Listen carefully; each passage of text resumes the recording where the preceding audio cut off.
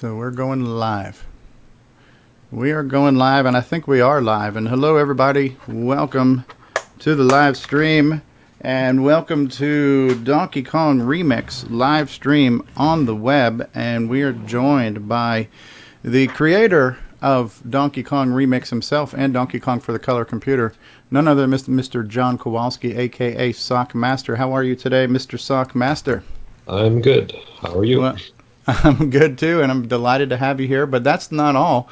We have a bunch of. It's really this is the foreigner edition of my live stream. So we have Sockmaster in Canada. We got Fedor in Denmark. We got Bill and Curtis also in Canada, and then I got Nick Morentis all the way down under in Australia. G'day, yeah. And. And looks like Bruce Moore just joined the chat. Hello, Bruce Moore. And Bruce, if you want to jump into the Skype call, you're welcome to. So we're here taking a look at the greatest thing to ever happen to Donkey Kong since Donkey Kong. And this is Donkey Kong Remix as being played on an actual real live Tandy Color Computer 3. I don't know how well you can see it down here in the corner of the screen, but this is a real CoCo 3 with 512K. And I also happen to have the Sega joypad adapter connected to it that will allow me to connect like an Atari or Sega style controller, and then connected to that I have an actual Wico controller, which is close to an arcade stick. And you want to tell us a brief history of the kind of inspiration and genesis behind Donkey Kong Remix and what brought it to the Color Computer 3 and eventually real arcade hardware? Yeah, it's kind of long to explain. So in 2007, I had the crazy idea that it would be interesting to port the actual arcade game Donkey Kong to the CoCo. And I really put a lot of work into that because it's almost an impossible thing to do. It was on the borderline between what I thought would be possible or might not be possible. I wasn't sure whether it would even work out. But it did work out, but I had to cut some corners to make it run reasonably smooth, because it's just one CPU on the CoCo, and it has to do a whole lot of things, especially when it's emulating it.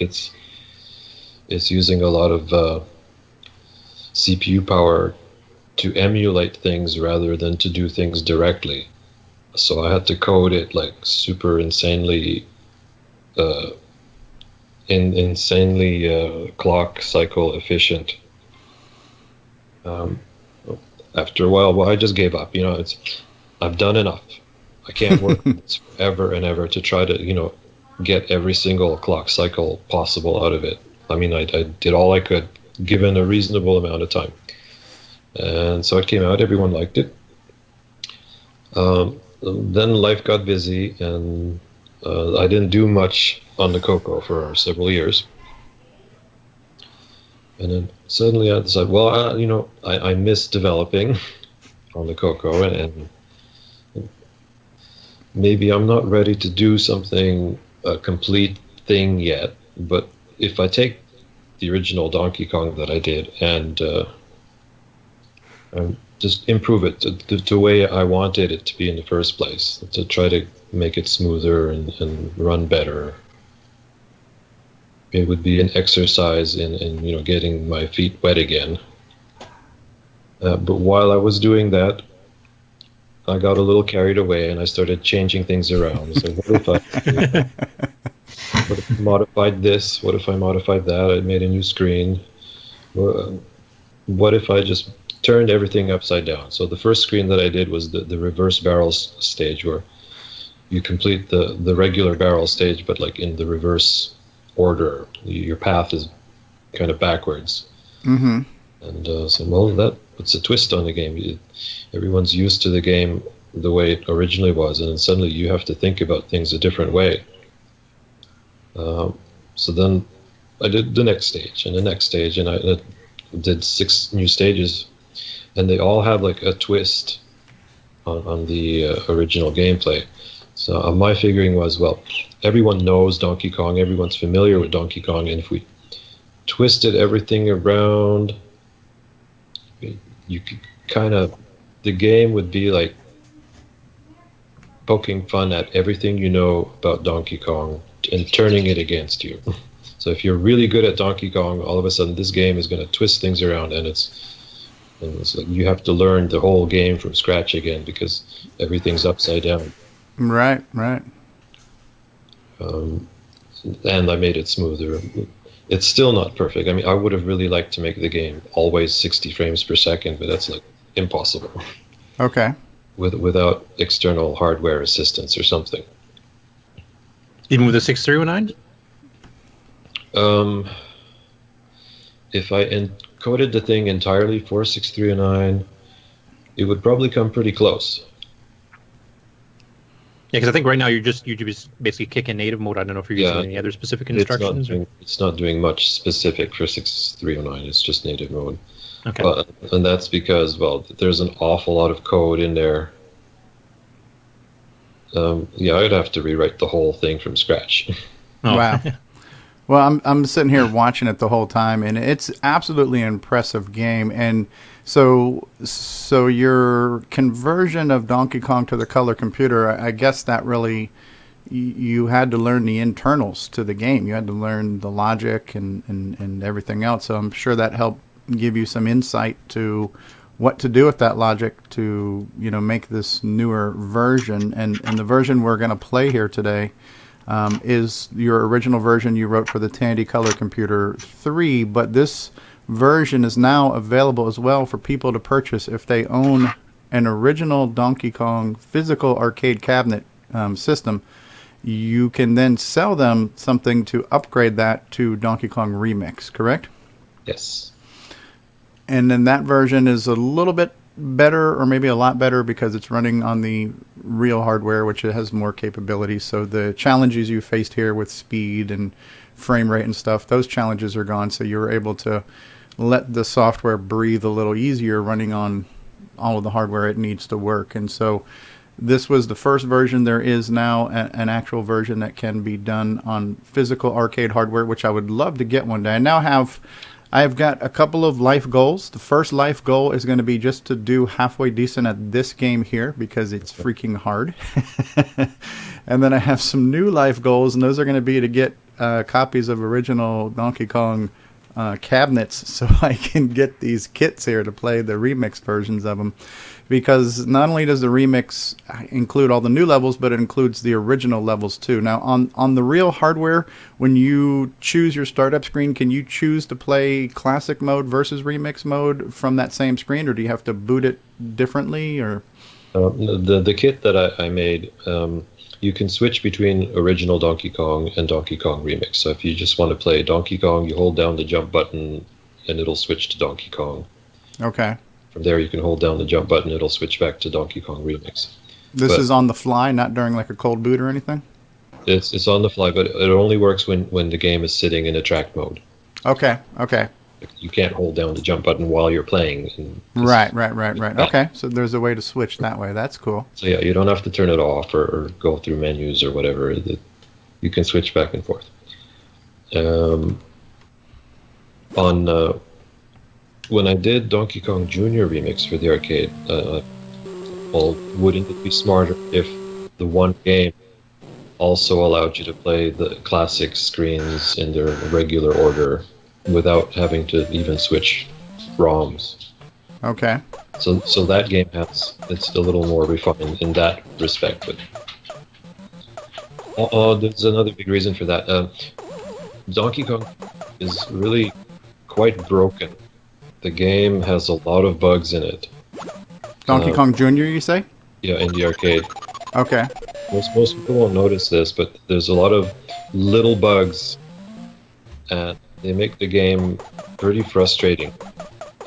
So the first couple of months that I was working on that, I was just going through the original code and fixing bug after bug, and it just never ran out. There was always more of bugs to fix. Can you give us an example of one of those bugs? Like, because I'm obviously didn't play it enough to even be aware of the some of the bugs in Donkey Kong Jr. If you're in the Mario's hideout screen, okay, which is the one with the sparks that run around, if you climb down the vines on the left side that are right above the one of the center platforms, and then you move to the right, you can make Junior walk right into it. Like he'll teleport into the platform. He won't be on the platform. He'll be in it. That's a pretty significant bug if the game is got broken things in it.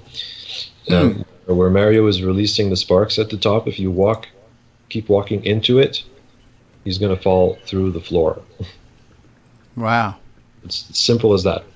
He'll get stuck and the game will lock up. Generally, those two things nobody will ever actually do in the game, so I don't think people encounter it very often because normally you're trying to climb up, so you wouldn't be climbing down those vines and into the floor. Right. The end, you wouldn't be walking towards Mario because the exit's right there, so you jump to finish the screen. But another thing is the springboard on the springboard bird stage. It's supposed to be when you push the button, when you jump on it, it makes you like a super jump.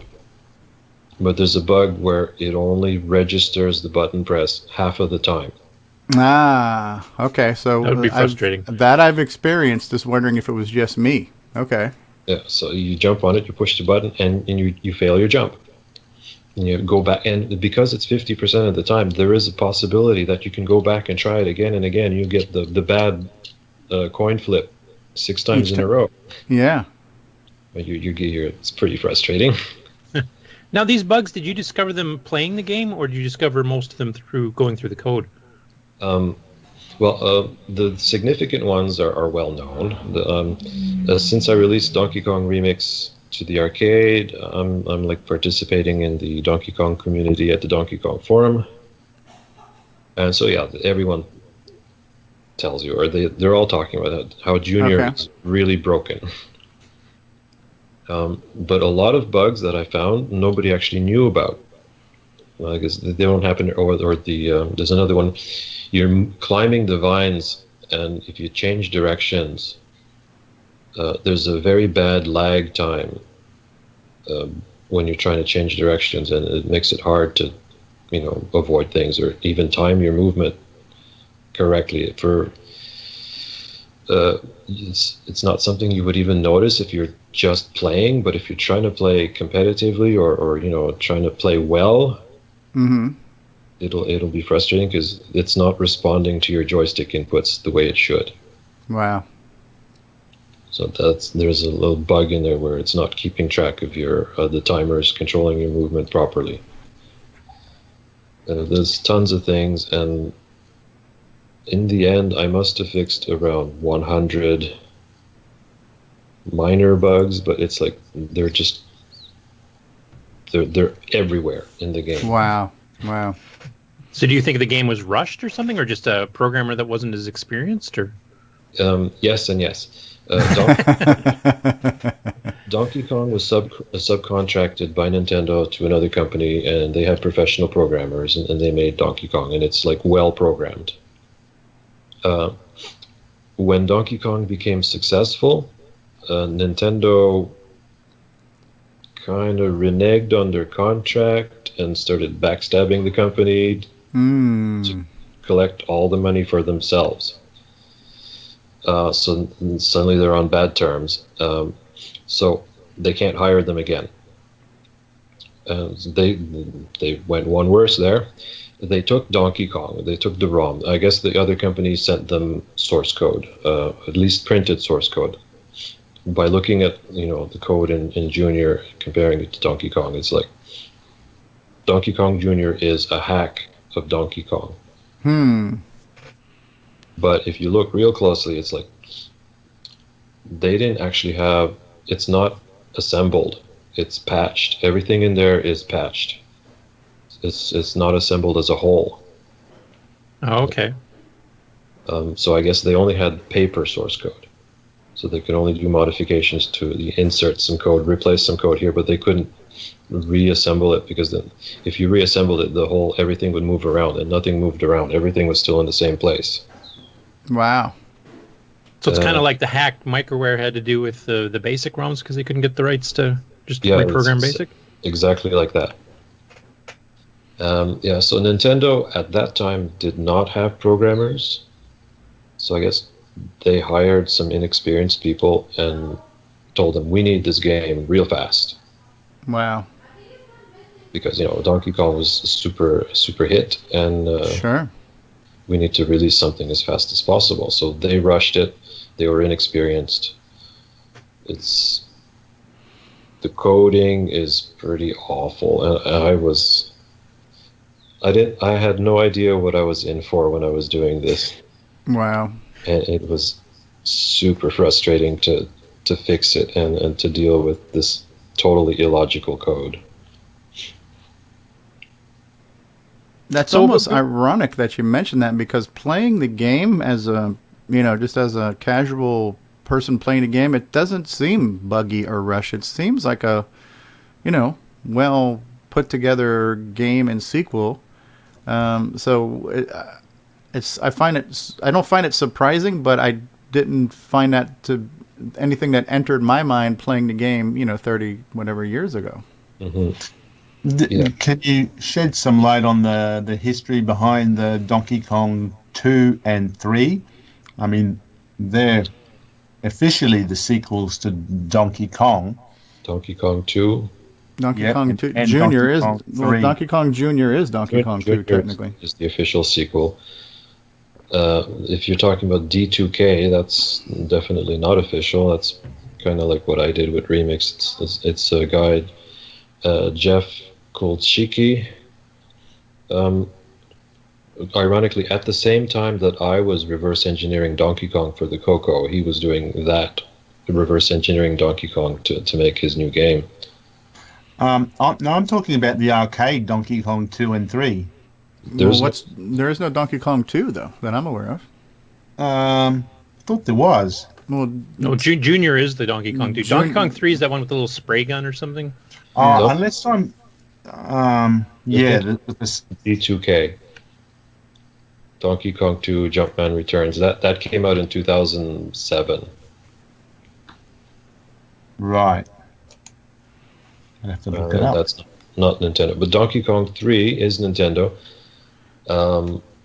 I guess their programmers were a little more experienced then, but maybe not at the level of sophistication of creating something like Donkey Kong. mm-hmm. And at this time, I guess they were in legal trouble because they got caught out releasing Donkey Kong Jr. as a hack. So they don't own this code. So Wow. they got in trouble for even releasing Donkey Kong Jr. So any game after that, I guess, they had to make from scratch. So they couldn't use the logic or whatever, or the code from the original Donkey Kong series. So they made a brand new game from scratch. And I guess at that time, they were still new to programming. So an easier kind of game to make is a shooter. So it's like a space shooter, but with the Donkey Kong theme. Yeah, I don't have very many memories at all of ever playing Donkey Kong 3. It was probably a forgettable game compared to the first two as far as the style and everything. Yeah. Yeah. I didn't want to start playing yet while you were talking because it's getting to be noisy and I don't want to mix what you were saying with this. But are we ready for me to jump in and see how badly I can do in the game now? Yeah, sure. Yeah, Well, Mike and I I are definitely- waiting with eager anticipation. on Yes, that. and I certainly appreciate you taking the time to explain that to us and for all the work you did to create this, because it is, to be able to play the real Donkey Kong on our color computer, it's a pretty amazing accomplishment, and it's definitely a source of joy to be able to do this. And this is a game I have tried to play a few times. I've tried to record a video for this to add to my CoCo video collection, and until like maybe yesterday, I could never figure out how to clear the first level in this game because it is extremely challenging. But as you can see here on the first board, as you were mentioning, you changed the arrangement of the platforms, which also changes some of the physics of where the barrels go, because they're going to roll in the direction of the platform, and you kind of have. You would know better as to when they decide to roll left or roll right. But you know, as I'm standing here, I get concerned in which direction they're going to roll. Compared to the original screen on Donkey Kong, this one here, you have to mentally keep track of way more variables. It's the barrels come back up. You have to think in, 3D. Well, you have to think every dimension. In the original game, it's more what's right in front of you here. They can come any direction, basically. So you have to keep track of the whole screen simultaneously. And I'm playing. I know. Yeah, I think I need to stop sharing the screen sound because your sound was breaking up on me, Stockmaster. Okay, so you want to... Okay, I'm still playing the audio through my stream, but I'm not sharing the audio through Skype anymore. I don't know if that... Can you guys... Yeah, that smoothed it out. Okay, yeah, because as you were speaking, you were kind of cutting in and out, and due to no fault of your own. I have the world's worst internet. I really do. It's not dial-up, is it? It's not dial-up, but there's no wires. I live in a small town, and there's no wires coming here. So it's essentially cell phone internet. Oh, wow. Well, you sound pretty clear. Yeah, if it's LTE, it shouldn't be too bad. It's not downright terrible, but it's nowhere near what everyone else gets. I have a question for you. What has the reaction been from the actual arcade people? Like, I know Billy Mitchell and a few others have actually played it. I was wondering, what kind of reactions have they had to it? A lot of them are really enthusiastic about the game. It hasn't quite picked up much momentum in competitive playing. Maybe because, well, it's not it's not a big release. It's just an independent guy made a game. Maybe over time that'll build up. People like it, but like you guys, some people think it's frustratingly hard. But I know the secret, and the CoCo version is more unfair than the arcade version. But there's so many hidden rules in the logic of the game. If you figure them out, you can do well in the game. You have to put in the time, and you have to analyze the game and put two and two together. So you have to invest some energy into figuring things out to do well at this game. That was the whole point of making it in the first place, because everyone's used to Donkey Kong, everyone's played it a million times. So this is like a new game where you have to learn everything from scratch all over again. No doubt. Like this one here. I got here a couple of times today. Oh, crap, dude. This new imagining of the first time we hit the rivets phase. I got here a couple times today, and I just couldn't figure out how to get back down to the right. Yeah. In retrospect, if I were to do this again, I would make some things more obvious. It's when you're making a game, it doesn't always occur to you how obvious or not certain things are to somebody who sees it fresh, without context. In the arcade version, I helped this out a little bit. There's a bonus stage that appears before one of these screens, so you can see a demonstration of how the floors fall. I do remember one of the people that reviewed your arcade board and the actual hardware got really frustrated on the screen too, because I couldn't figure out what order to pull the rivets, and they kept getting marooned and stuck in various spots. When the game first came out, there was a lot of people who thought, this is ridiculously impossible. Over time, more people are noticing, well, no, it's not really impossible. You just have to figure it out. So yeah, if you don't give it a chance, and some people are impatient, and they won't. I don't know anybody who's impatient in my house. I was just going to say hi, Steve. They'll get impatient and they won't give it a chance, and they won't get to the point where, oh, they won't get that light bulb moment. I can do this, and then it works. Right. Well, I was going to ask you, like, in designing this, were you designing it for experienced players only when you were designing the levels, or were you trying to make it also just for the general players who never played Donkey Kong before or hasn't played it in a long time, and it just, because you know the insides and outs of the code so well, you made it more difficult than it had to be? It was specifically designed with somebody who's very familiar with Donkey Kong. Okay, so it was to give them a new challenge, and it wasn't meant to be a beginner's game. No. When I did Junior Remix, well, I had a retrospect from what happened with this game, and so with that one I went in with the intention to make sure that nobody gets the feeling that the game is being unfair. And that was, I think, the problem. If you think the game is unfair, you get frustrated at it. And yeah, then you just quit playing it. So I was really careful on Junior, even though everyone does say it's hard. And again, I'll say, well, it's not really that much harder than the original game. You just have to pick up the tricks. But yeah.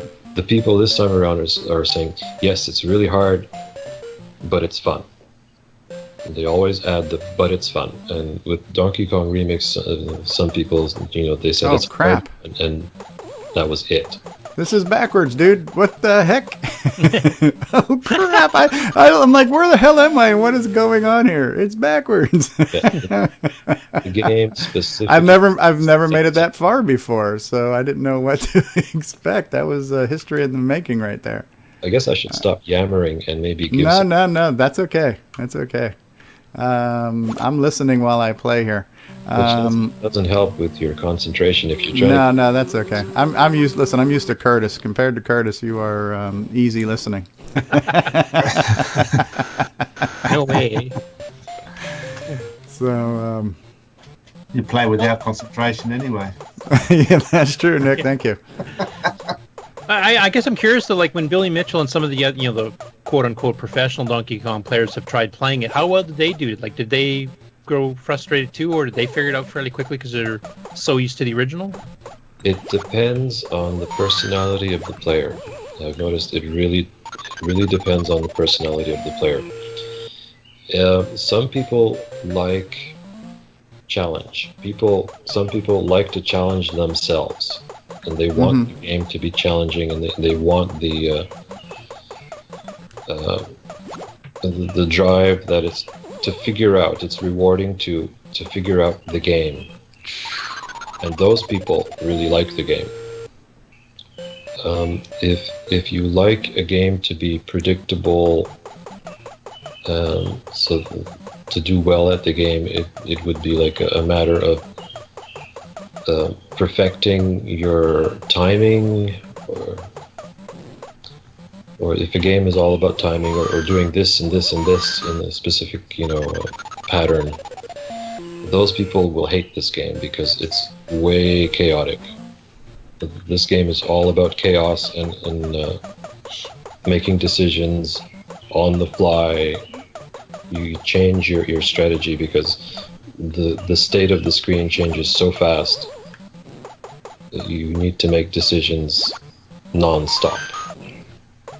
And so for the semi-professional Donkey Kong players, the ones that go in competitions every year, was it most of them in for the challenge, or are most of them like pattern finders that just try to get a high score?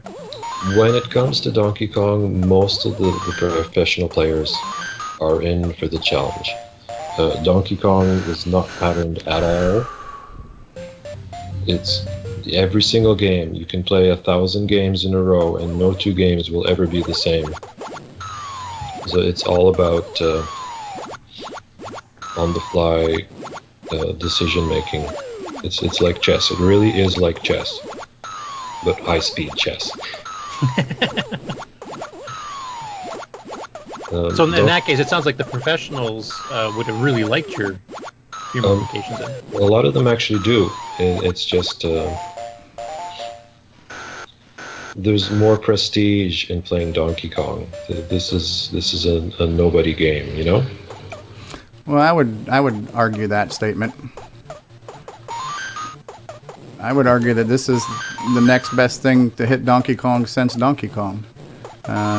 It's a pretty damn good game. Yeah, and if you played the arcade version, it's even better. Like this, looking back, I kind of consider it the prototype. It has some flaws in it. Oops. Oops. So I did this one first, and like I really looked at it and say, what can I do to improve it? And so the arcade game is a lot more refined. Even though it's got the same screens and it looks like it's doing the same thing, some of the logic has changed, and it's just it's more balanced. One of the things I like about it too is that the platforms actually fall, which they don't necessarily do in the original arcade. They just kind of stacked up from one frame to the next. So you went from the individual platforms to a stack of platforms in the bottom. This one you actually see the animation of the platforms falling, which is a little bit more realistic. Climb down the ladder just a little bit. Just To lure them down? No, wait. Well, all you need to do is climb down like 2 pixels, or 1 pixel really, and you'll change the decision making that will allow them to go down. Okay. If you stayed where you were, you would have stayed there forever. But if you climb just 1 pixel down, then you have to climb down and get past it. This was the hardest thing for me to figure out until you told me how to get to this guy here on the far right-hand side. But yeah, watching it fall down like that is a very cool animation feature. Yeah, which I think at the original it was only on the intermission itself that they finally fell, wasn't it? Or did they just instantly jump? They just instantly stacked on the bottom. The first time people see that, and then it's kind of interesting. You see the reactions, and then they kind of get a smile. It's like, oh, well, this should have been like that all along. Shoot!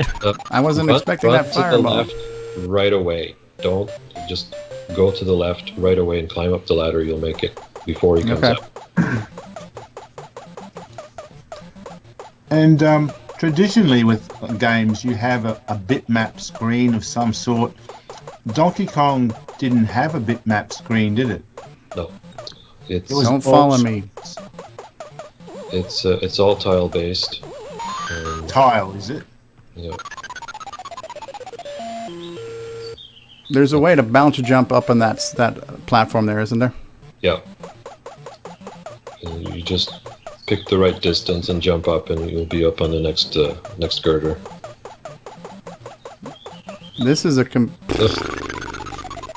a complete reversal of that level, which is...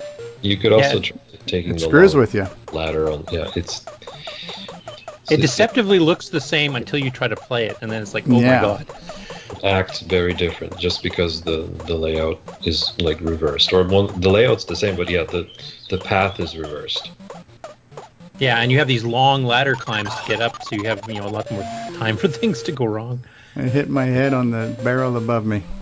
You're climbing. You're walking down a slope rather than up in many cases, I think, isn't it? Yeah, it's entirely backwards. You're almost always going down instead of up. So the barrels are coming at you from behind instead of coming towards you when you're running up. It's backwards in like so many ways.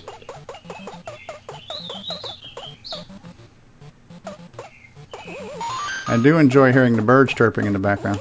Oh, that's me. Yeah. It's very soothing. No, it's good. It's very soothing. I live in the country, and I need that zen moment here. Okay, it's the only reason he hasn't rage quit yet. Oh my god, I have never seen this level before. Oh my god, stay away from me, fireball! Holy crap! Got a clearing. Okay. Just go up to the left side, and you do. Wow. Okay. Unlike regular Donkey Kong, you have to make it all the way up to the left. But he's not going to crush you on this. No, but I started going too fast and I bumped into him. Okay. In D2K, if you make it up there but don't have the timing right, Donkey Kong will crush you against the side. But in this one, I gave you a chance. You can survive that. Oh, he changed direction on me, you a-hole. Well, this is another life goal here, and I'm making it to this remixed. What do you call that level? Do you call it the cement factory or the pie factory? Because I've heard it called both. Technically, it's the cement factory, but nobody calls it that. Everyone calls it the pie factory. Yeah. 16K. It's a cool game. It definitely is, and I've gotten further now than I've ever gotten before. Yeah. So how many levels are in this? Like, do you have the original levels in as well as modified ones in the CoCo version? It's 22. There's six new screens plus the 4 original, so there's 10 stages. And the arcade mod is the same number of levels, or did you add more than? I know you got bonus stages and stuff. In addition to that, there's 3 bonus stages. And in the arcade, well, in this one here too, the screens vary a little bit. So when you see the same screen the second time around, something will have changed. And I added a bit more changes in the arcade version, so the game really... Like changes in the logic or changes in the screen layout itself? Like, I know the original one, like the angle of the barrel on the girder screen will change depending on how far you're in. You mean like that, or did you actually change like some of the placement of stuff? The placement of things. Some ladders will move around on this screen here. Some of the platforms will move around. Oh, okay. So it makes it so you have to take a different path or go through a different way, or it changes it changes the way you have to complete the level. Okay, I didn't realize that. That's cool. Oh, I have to try it again. Yeah, so in the original Donkey Kong, you just had the same screens over and over and over again. And I wanted to make it so that the game gives you something new for quite a long time. And so there's more screens, and then there's changes in the screens, but then there's other things, some subtle changes that happen also, and so you don't get the same game. It's never the same. Things only really start repeating, and not entirely exactly, because something's going to keep advancing all the way to the kill screen. I was just about to ask you still have a kill screen in there? Yeah, and there's a special kill screen. Instead of just running out of time and dying, the game cranks things up to 11, and there's like a bajillion barrels coming at you. I figured, if you're going to make it to the kill screen, you want to go out with a bang. It's like watching fireworks, all the barrels coming at you. So it's way more entertaining to watch. Now, have you actually made it to this kill screen on your own without like cheating and setting your level up higher? Like made it all the way through? No. I had to play through it just to see that everything worked properly, but I gave myself extra lives. I'm not that good a Donkey Kong player. I mean, I'm better than most people, but compared to the competitors, I'm not good. What is the screen number of the kill screen? The actual number, it's on level 22. I think it's 136th screen, if I remember correctly. Wow, you got to be playing for a long time to get to that. Yeah, in regular Donkey Kong, if you're just blowing through all the screens, it'll take like an hour and a half. If you're trying to get points, it takes longer, and your game can be 2 hours long. In Donkey Kong Remix, because the stages are more complex, a game can actually be 3 hours to reach the kill screen. Now, have you seen any of the competitive players actually get up that far on the remix, or? As far as I know, the game's only been kill screened once. Wow. But I got to see that live, and that was really, really impressive. Who did that one? Somebody named Ethan Daniels. He is, I'm not sure what rank exactly. He might be something like the 15th ranking Donkey Kong player in the world. There's like really strong competition for Donkey Kong. Yeah, I mean, they've made movie documentaries on it with, the going back and forth between several of them. New lifetime achievement here. Yeah, you got your high score.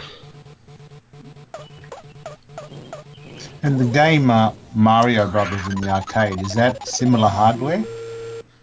Yeah, it's almost identical hardware. It has more colors than Donkey Kong and Donkey Kong Jr. hardware, but it functions pretty much the same way. And the CPU is just a little bit faster, but so it's just a minor revision of the Donkey Kong hardware. So that'll be your next project? I'm looking at several things, and I haven't decided yet. And I'm not going to tell anyone anyway, because it's a year before anything, concrete shows up. Yeah, you don't want to promise vaporware or fintech. It's like when I did Donkey Kong on the CoCo, it's like nobody knew anything about it until April 1st, Yeah, and then a lot of people thought it was a fake. Yeah. I even remember when some of the YouTube demos went up and some of the commenters saying, this isn't a CoCo. This is all lies. You guys played this in MAME. And you and several others had to go, no, this is running on real hardware. Come over to my house and see it if you want. So technically, this would be the best Donkey Kong port on any personal computer of that era anyway. Any 8-bit for sure. Yep. Yeah. Totally. That's convenient, being able to jump across these guys. Oh, don't hit the thing above your head, though.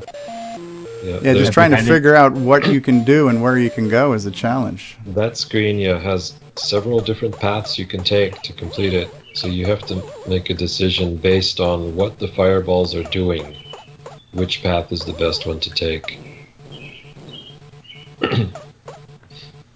So a lot of players will Yeah, I'm going to follow Donkey Kong over now this time. Have you had any feedback from people of other platforms looking at it, thinking, gee, this is better than CoCo version and whatever? It comes up in some forums.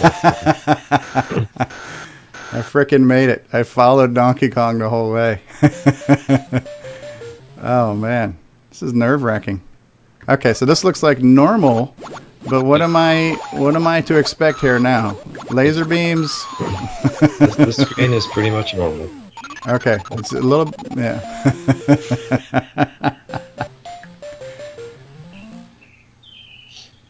I think when a lot of the people who were talking about, which is the best Donkey Kong, I guess maybe they're jealous or something, because they would disqualify this version because, well, it's not from the 80s. So, well, because it's not official, because it's not actually from 1983 or whatever, or 82, it doesn't qualify in the running for best 8-bit Donkey Kong. Ah. And yet, in actual fact, the code in there is from 1983, in essence. Well, it's based on the original. Yeah.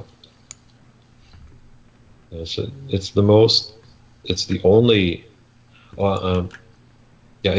totally arcade authentic 8-bit version, home version. Other ones are close. There was a Commodore 64 version of Donkey Kong that came out last year, which is also based on the original arcade code, so they did something similar to what I did. Okay. But the graphics are changed around. They're more modern looking, and I think the screen layout, the dimensions have to be changed around, to make it fit on the screen. So it's not exactly the arcade. It's as close as you could do. On the CoCo, did you use the maximum 225 scan lines on this game? Yeah, this one uses 256 by 225. By 225, yep. And what was the arcade? 240? It was 224. 224 by 256. So it's like the opposite of the mode that I'm using on the CoCo. Because they had their screen rotated. Yeah. We don't have that. So I had to compress the graphics a little bit, so they're a little bit squished. Yeah, you can see that on the ladder rungs. Yeah. But interestingly, the CoCo doesn't have square pixels. The pixels on our screen are a little taller than square. So even though it's compressed to 7/8 height. The proportions are actually, even though they're squished, they're really close to the arcade original aspect ratio. In some emulators, it'll turn out fat because they're displaying pixels one to one. So it actually looks nicer on a real CoCo than it does in most emulators. I can't believe I've gotten as far as I've gotten today. Now, one thing I remember when you originally released it, you were really hoping that a lot of other people would, try to do the same thing and port some direct arcade games, and that didn't happen for several years. But now we've actually been seeing there's a Pac-Man port, there's a Space Invaders port. Yeah.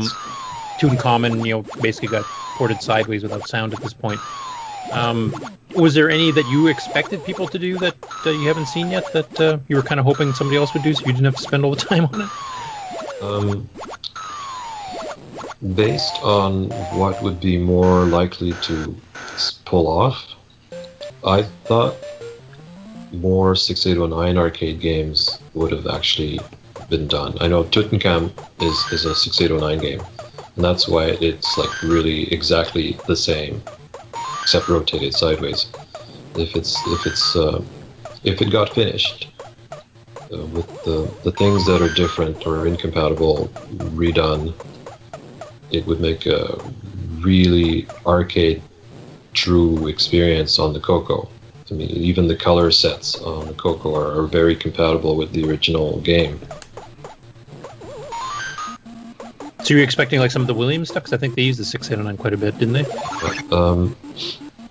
Yeah, like everyone was interested in Defender. I guess a lot of people still are, and it would be pretty cool to see the real Defender. Right. The other Williams games will be more complicated because they had blitters, and there isn't much hope for the 6809 to be able to do the code and blitter operations of those games like Joust and Sinistar. They might not be able to run at full speed. 6309? 6309 would help. Well, by my calculations, it's similar to like Donkey Kong calculations, where it's possible is like borderline between possible and impossible. Well, I mean, I know it's possible, but I mean, to be smooth and fluid also. With Donkey Kong, you have an advantage that I don't have to display every frame. So if the CPU can't keep up, I can skip frames, so I don't have to render all the frames, and that saves time, and then it can catch up with speed. With the Williams games, you can't do that because it's a bitmap screen and the CPU has to draw everything, so you can't skip routines or things will not work on the screen anymore. So there's an advantage to using tile, to porting tile-based games, because it gives you a bit more flexibility in speed control or frame skipping.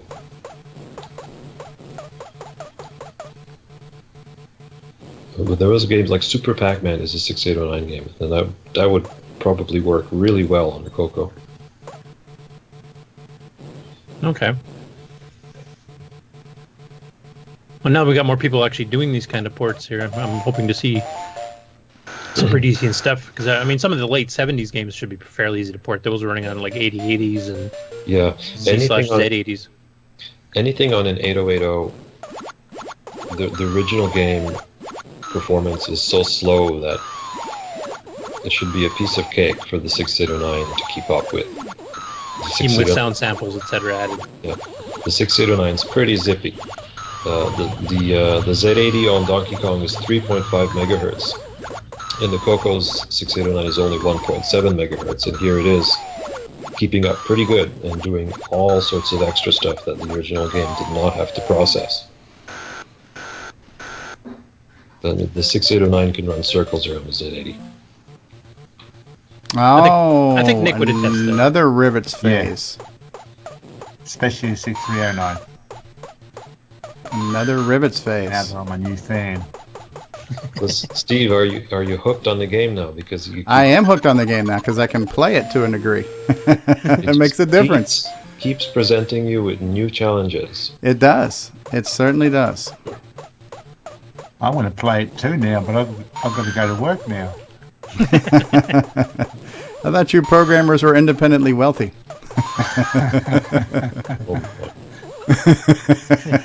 All those Lamborghinis that Nick has after selling pop stars.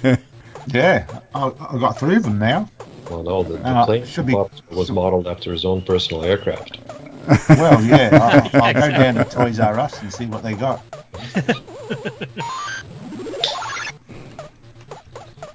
Actually, that's something I wouldn't mind asking you, John. If you want to answer, you don't have to. What are you doing for a living these days? Are you doing programming on as a commercial thing aside from doing add-on boards? Like, is that your day job too, or? I program, but I'm not programming. I'm not in the video game industry anymore. Okay. I design circuit boards, so like electronics and circuits. And often enough, they have processing on them, and I program the firmware on the boards too. So it's more mundane, but it's related. It's not that dissociated from my old video game career. Yeah, because you did like Tron ports and stuff like that, if I remember correctly, or... Yeah. So I used to make. Well, so the company I worked for would get a license from another company. So the Tron was Disney. I did some of the retro game packages. So I've done things for Disney, Midway, Atari, Namco, Sega. Anyway, yeah. So those are big companies. Yeah, so they definitely. So it's like originally Nintendo's subcontracted another company to make their games. So these companies, when it's not their prestigious A product, they'll subcontract smaller companies to make things for them. And any thoughts of seeing a John Kowalski created game, like something that you create, an original game? Because you're obviously the master of ports. I have the ideas to do things, unique things. But everything takes time. It's like, even right now, it's like, yes, it would be nice to make something on a CoCo, but I have a job. And now I've got this distraction of having to build hardware for arcade things, I don't have free time for anything. But yeah, I do have the itch to make something, but it's just finding the time. Really hard to justify dumping so much time into something. Well, if you did decide to do an original one, and obviously don't want to put any undue pressure on you, we definitely would pay for it. I think you'd actually get some pretty good sales, at least to reward you somewhat for doing it. It wouldn't be like all the free donations you've done in the past, like the Mod Player and Twilight Terminal. And... Yeah, pretty much everything I've ever done has been freeware or. That's right, and that's why I asked if you're going to do something original, because then you'll be able to charge for it, and I'm sure people would buy it. Well, I could have no doubt these things too, but my prime motivation has always been just to do cool things. And to push the hardware to its limits. Yeah, to do the impossible. That's my goal in life, really. So far, you're succeeding. OS9. That's impossible. I also I have to have an interest in the subject. Diplomatic, yes. Well, Nick has an interest in it. He just has an interest in bashing it, that's all. You're going to get a lot more entertainment out of OS9 that way than what it's capable of doing on its own. Steve, you're having trouble with this screen, I see, huh? I am. I understand what I need to do. It's just now being able to do it. Okay. Well, pretty much got it flipped the made. switch. I changed the elevator direction. Yeah. Now you have. And now you're dead. Oh my. now I'm stuck like Chuck. Okay. I'm going to direct you here. Okay, direct me. bottom left rivet first. Okay. And then the next one above it. We'll take the hammer. Well, don't take the hammer now. take it now when I jump over? Well, you could it, and now you can't. Well, yeah, you could. Yeah, you could if you time your jump. Well, or just forget it. Crush it. Don't take that hammer. You'd have to do a back jump over this rivet. So, wow, you made it. Now take the hammer. Walk onto the elevator, but carefully. Okay. That was pretty cool. I'll see if I can get there one more time.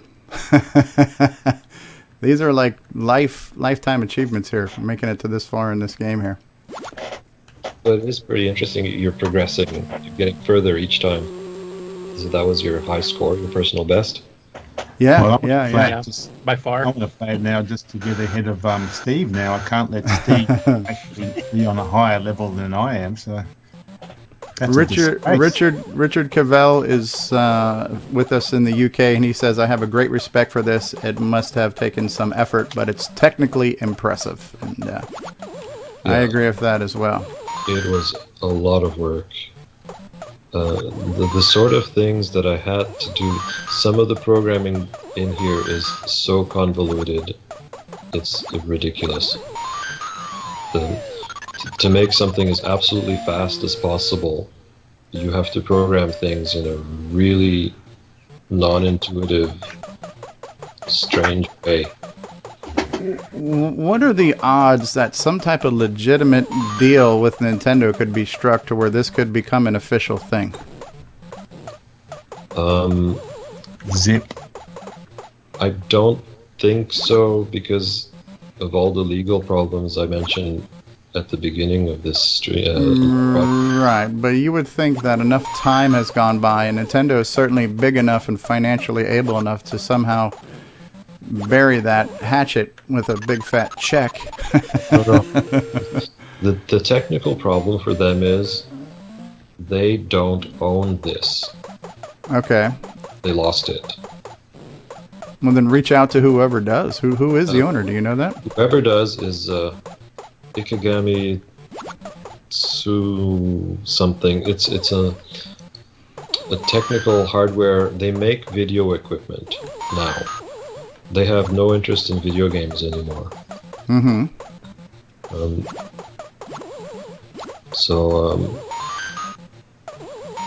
it's all in Japan. It's like, how would you contact them? How would, there's no, it's not obvious. I don't think there's a way that Donkey Kong is so mired in legal issues that it's really complicated.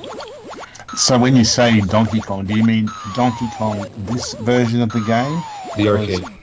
Not the Mario. Yeah.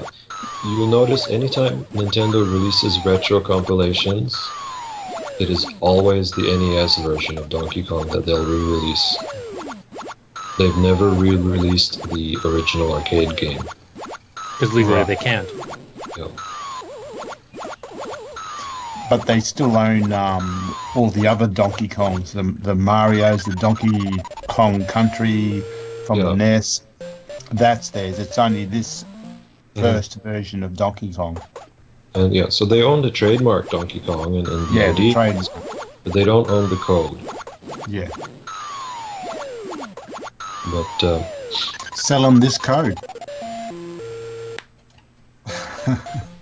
Yeah, so there's a couple of hurdles. You would have to get the approval of the code owners first and foremost, and then there's the trademark part with Nintendo themselves, and they typically don't play nice with any fan-related stuff. They have a lot of cease and desist. Like any fan-created thing that's ever been created, they usually do a cease and desist against that.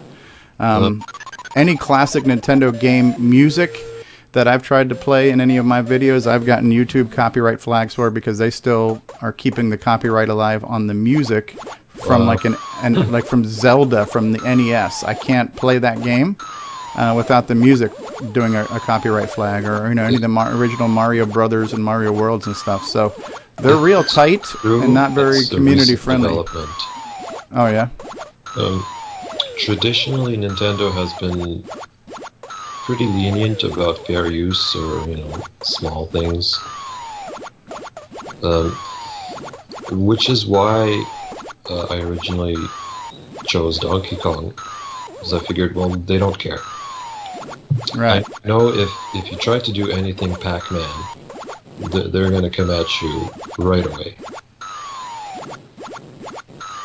I haven't had anyone knock on the door yet. Well, I guess if you're small enough not to be noticed, if you're not disturbing the giant so much, they're not going to bother. Yeah, I don't think I'll disturb the giants. And I would imagine if the project was a for-profit based project, it would be a completely different story too. But if you're just doing like what Glenn's doing with his blog, where he's just going through the process as an experiment, and he's not trying to sell it too, that changes the dynamic. Yeah, in that case, there's really not much they can do. There's no reason for them to come after you. I guess it's also because, in my Pac-Man's case, it's not any of the original code. It's all a revisioned version that I coded from scratch. But the Pac-Man, the Donkey Kong, it is the original code. Yeah. So there's well, legally, is that true? I mean, you based it on the original code, but you didn't write a Z80 emulator. You ported the code to the 6809. You emulated the sprite chip and the sound, right? Yeah. I didn't even look at the code. I think he's talking about Sockmaster's version. Oh, sorry. My version? Yeah. Yeah, so there isn't actually the original code in here, because it's all been rewritten, and so it's rewritten by hand, and it's not the same anymore, but it's functionally the same. But you did emulate the sprite chip and the tile thing, and that you did write an emulation layer for that, if I understood right. But I would guess that the sprite emulation and the graphics and whatever emulation, that hardware is composed of generic off-the-shelf components. There is no patent or whatever on that. So there's no reason that you couldn't do that. It's just the code because you based it on their code. Mm-hmm. Yes. Right, I'm sure there's a lot of legal stuff there that there's just no way to legitimize this without including the original owners and Nintendo, and that seems like that's going to be a next to impossible feat. Might be the one thing Sockmaster can't pull off. Have to make a Donkey Kong remixed where Mario is a lawyer.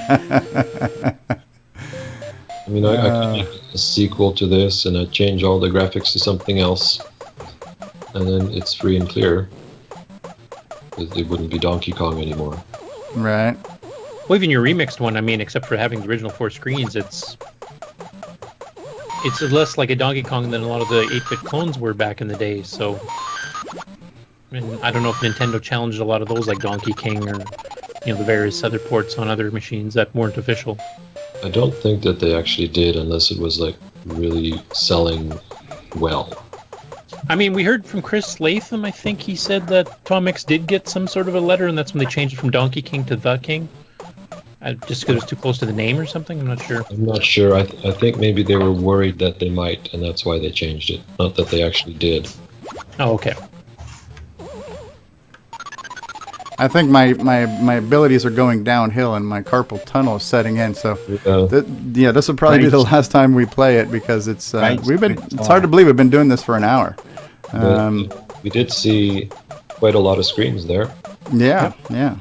I'll be honest, a lot more than I was expecting to see watching Steve play. I told everybody in the chat that Steve's going to kick butt, and I'll keep practicing. And you're proven right yet again. He has. And you like doing the impossible, so getting Steve to play a game well, you achieved that too. Listen, I don't call myself the good gamer, Stevie Stroh. I just call myself the original. And make no claims of competency of any sort. And I walk right into that barrel. Yeah, what I'm doing right now is I'm helping him debug his collision detection routines here, and so far they're working really well. So. Yeah, I see that. It is. I mean, Donkey Kong is just one of the most classic, iconic games there was. The thing that, why does Donkey Kong still popular today?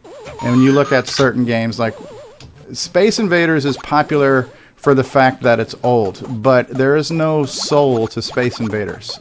Donkey Kong has this character here, this lovable little guy here, whatever his name was.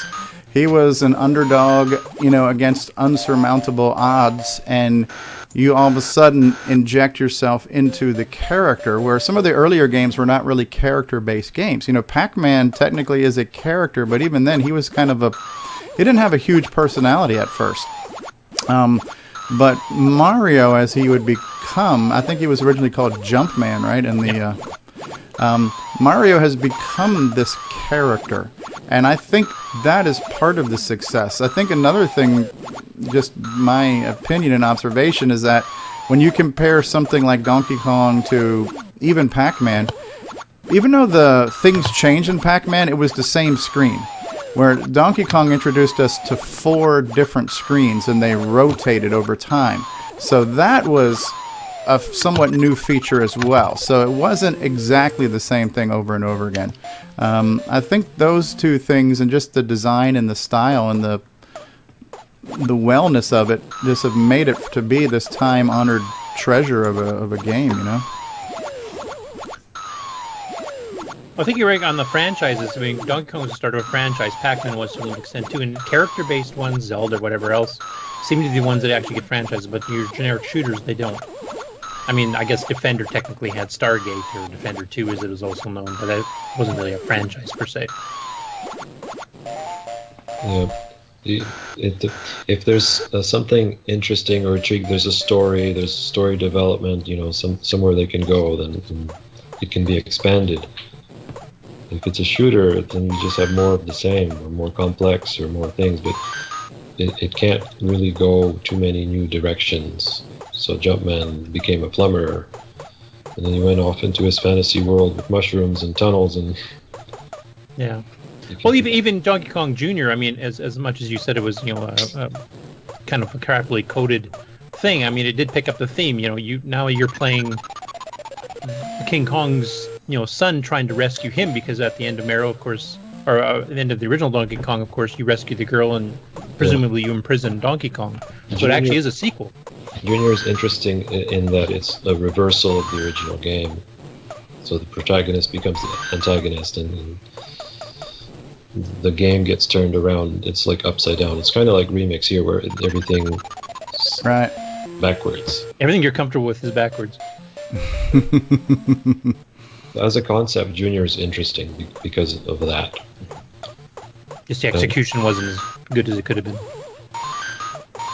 Yeah, but at a glance, if you're just playing it a few times, and it's okay, but if you're really into playing it and you play it over and over, it really starts to get to you that things don't quite work the way they ought to. So for a casual player, Donkey Kong Jr. is a perfectly good game. Right. Travis you Pope said you just knew joined some... us. Oh, sorry, go ahead. Travis Pope just joined us and says, what adapter am I using? I'm using the Sega gamepad adapter and then a Wico controller.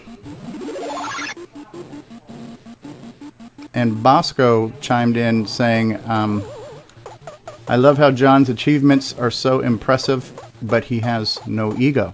That's cool too, yes. Sorry, Curtis, cut you off. That's okay. I was just making a comment that I can't even remember what it was now. So.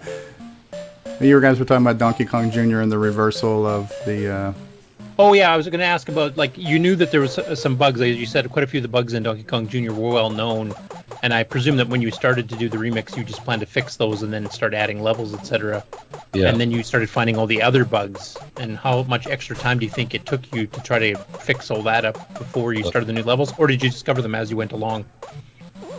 Well, yes, I had to reverse engineer the code to figure out what it's doing so I can change it. So as I'm going through all the code to figure it out, I keep finding more and more and more bugs. And I didn't expect that. And it did set me back a long time. I was probably I spent, I don't know, 2 months just fixing the thing. Oh wow. And the crazy thing is,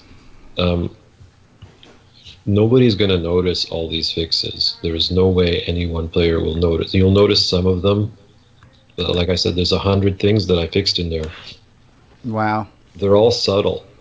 Well, many of them, but there's some of them are pretty obvious. But most of them are subtle things. So you won't specifically notice anything's different. But I found when I play the classic level order in the Remix engine, it just feels nicer. Yeah, I haven't played it, but I watched your video, and I noticed that it seemed faster, it seemed smoother, and the sound was noticeably better. It's a higher fidelity sound, a richer sound of the music and the sound effects and everything else. No. No? The speed is identical, and I didn't touch the sound. I guess it's just because I had a good recording of it. I don't know. Okay, yeah, it just sounded very, maybe, yeah, hearing it in the modern headphones versus the speakers or something, but it sounded very clear, very rich. And it seemed like, again, I just was watching the video, but it seemed very smooth. Yeah, I learned a few tricks encoding YouTube videos to make sure when I'm recording gameplay that it comes out at 60 frames per second, and everything is much nicer on YouTube. Otherwise, a lot of videos on YouTube come out 30 frames per second, and when you're showing gameplay and how smooth it should be, 30 frames doesn't really cut it. Right. Well, yeah, I think I'm done playing because my hand is about ready to give out with mashing my thumb on this thing here. But yeah, this was a lot of fun. I've gotten further than I thought I would get, and I really appreciated you giving up your Sunday afternoon being with us here. Yeah. John Kowalski, aka Sockmaster, and definitely having Bill here and Curtis and Nick and everybody else that was with us. Really well, considering you haven't seen any of those screens before. So yeah. Each one of them, you have to learn the trick, or the strategy to complete it, and so. You see a new screen and you die, and then you try again and you get further. So it was interesting to see, you progressed further and further pretty much each game you were playing up until now, where I guess you ran out of steam. Yeah, I think I'm starting to get in the old man cramp. My my arthritis is kicking in. Oh man, good times. This is pretty much the way I envisioned the game should be. That you get set up with a new challenge, so you want to figure it out and complete it, and then you get a little further, and then you keep learning the new screens as they come. So you have to play a bunch of times, to get everything out of the game. So it's not just you play it once and then you're done. You've seen it. Right, and that's the way any of the original games were, but they were just less complex in a smaller scope. So now we have got more complex screens with more challenging puzzles and a much bigger scale and scope of the game. So the learning curve has been stretched out significantly as well, but that just adds, I think, to the replay value of this, because I'm definitely inspired to want to continue to play some more and, maybe eventually get a long play video where I can get through all of the levels. When does it loop around? When do you know that you've gone through all the levels? I think somewhere's around level 5, maybe 6. The level order in Remix A and Remix B and the arcade version, they all have different screen orders. So I don't remember each one specifically. Oh, man. It is such a nice little, it's a great piece of entertainment, and I certainly appreciate you doing it for us. When you do see the same screens looping around, well, and then you've seen them all once. But so for example, if I make it back to the arched screen, like that's the opening screen, is that an indication that you've looped? Mostly, I think there's a chance that there'll be like one screen after that, because the screens have to come in a particular order to make the story work. There's the barrels, the elevators, the pies, the rivets. So they come in that order, or in the US order, they insert a bunch of extra barrel screens in between. So in some cases, there might have been where I had a screen type that didn't fit into the story, so it had to be pushed a little further further into the game. But I think once you've seen 10 screens, well, you've seen them all, but they'll be different the second time around. Okay. So it still goes a little further than that. Okay, so even though the physical arrangement is the same, the logical process is going to be different, for example, or? Yeah. It'll throw a few wrenches at you still.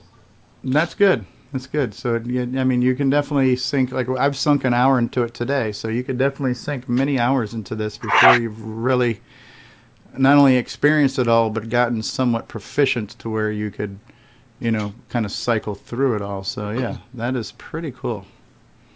It's beyond cool. Yeah. So yeah, I don't want to take up any more of your time today, but I certainly appreciate you being here. I don't know if anybody else in the panel here or watching has any questions for Sockmaster while we still have them before we go. But I just want to say thank you. I can't thank you enough for doing this. This was kind of a spontaneous thing we did today, and I'm certainly glad we did it because I enjoyed it. Yeah, it was fun. Yeah.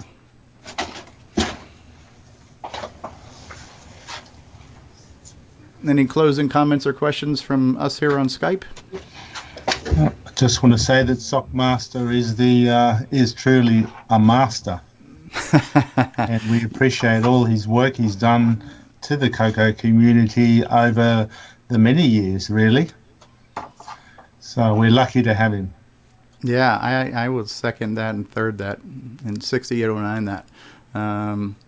You were mentioning, too, some of the projects you worked on for, like, Sega and some of the arcade stuff. You just got me thinking about, because when I did the video with Nick and we did Gatecrasher, which was based on your Gloom demo, I remember Nick saying that Gloom demo is something you did for a Game Boy game. So did you make an original game for the Game Boy system? Well, I made Gloom for the CoCo just because there was a discussion on the list server, the CoCo list, that it was impossible to do something like that. So it exists because of that.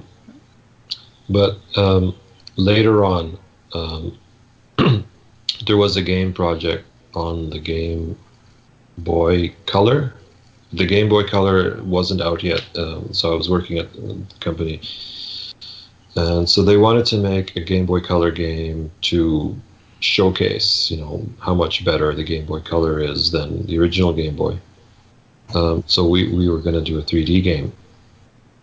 And since I'd already done Glooms, I have some tricks to make a low-performance CPU pull off 3D. Mm-hmm. So I did make a game. It exists. It never came out. Oh, wow.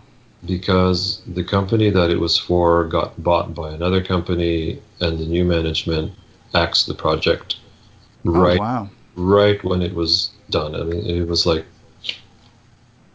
the game was pretty much finished. There's just a couple of things to add, to make it complete. But yeah, then it got shelved. So who owns that right now? Does Midway still exists right now? It's Midway. Okay. But a few years after that, when the Game Boy Advance came out, there was the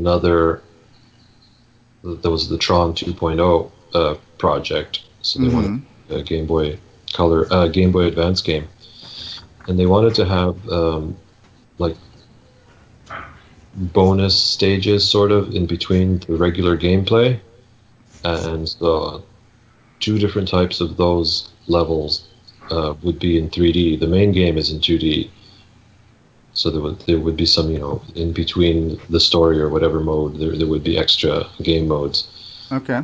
And so that is loosely based on Gloom. Well, it's based on the other game project, which is based on Gloom. It's a further refinement of it.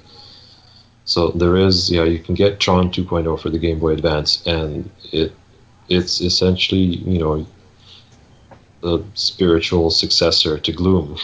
Oh, wow. Very, very cool. You've got such an interesting history.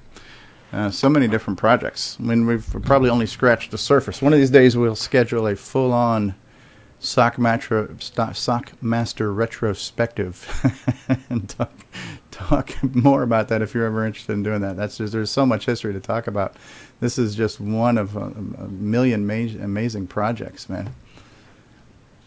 Yeah, there would be more projects if I only had like infinite time. Yeah, I think a lot of people so could. Many things that, you know, everyone wants to do, and it just doesn't happen because life is complicated and there's not enough time to do everything. All right, guys. Well, thank you all for being here. Bruce Moore was here. He says it's been fun. Richard Cavell was in the chat from UK. Same with Bosco was here. I'm not sure where Travis Pope is in the world, but Travis was here. I want to thank everybody who stopped by in the chat and everybody who was with us in the panel, especially our guest of honor, Mr. Sockmaster himself, the master. And that's so cool. I really appreciate it. I guess we'll go ahead and wrap it up. I just want to say thank you again. And thank you to everybody who was with us talking and everybody else who was here watching and chatting. And Chris X just says, thanks to you. You're welcome, Chris X. Thank you for being here. And we will wrap this up. This is actually now video number 199 for me in making color computer gameplay videos. And this is one that I have never recorded. Okay, Travis Pope says, I'm in Idaho, of all places, the potato capital of the world, right? So cool. Yeah. So this is game number 199 for me playing on the color computer. I never would have imagined almost 2 years ago and almost 200 videos ago I would be talking to everybody here that I'm talking, and I would have been learning about games like this, like Donkey Kong for the CoCo 3. And there's so many cool things that have been done and have yet to been done for the color computer 3. It's truly a really impressive machine, and I think we're just getting started with what people are going to be able to do with this machine with its native hardware, not to mention some of the add-on hardware that's coming down the pike, like sound chips and you know, a possible new Gimme chip that Ed Snyder's working on and stuff. It's just I think the future is still yet to be written when it comes to what we're going to be able to see come out of this amazing machine. And I'm definitely happy to be a passenger on this train here, you know, and see where it takes us. And you back, Curtis? You want to say Yep. goodbye too? All right, we're signing off, Curtis. Any closing comments or questions for Sockmaster before we sign off? Just a big thank you for all the stuff he's done throughout the years. If you go back to his original like Mouse Maze game and Twilight Terminal, which I did use back in the day for logging on to ANSI BBSs, the mod players I still find impressive to this day. And that was another one that he originally thought was going to be impossible, and he thought he could only do it in the 639. Then he actually got a 6809 version of it working. It just I really like the way he's always pushed the hardware to its absolute limit, and is an inspiration for us all. Fantastic. Ditto.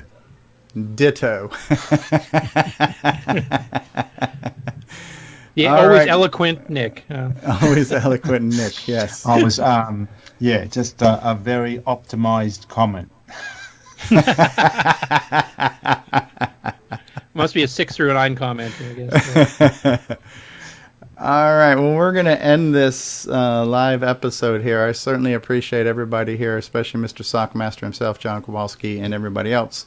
And we'll see you on the next CoCo whatever happens. And I've put links to Sockmaster's website and YouTube channel in the description of this video. I would definitely suggest you check out a lot of the videos that he's got there, especially the one for Donkey Kong Jr. Remix, since that one's hard to show without having the real hardware, but it's definitely worth the watch. We had a good kick watching that video because it's a cool game. All right, guys, we're signing off. Thank you all, and we'll see you on the next video. CoCo forever. Thank you, Sockmaster.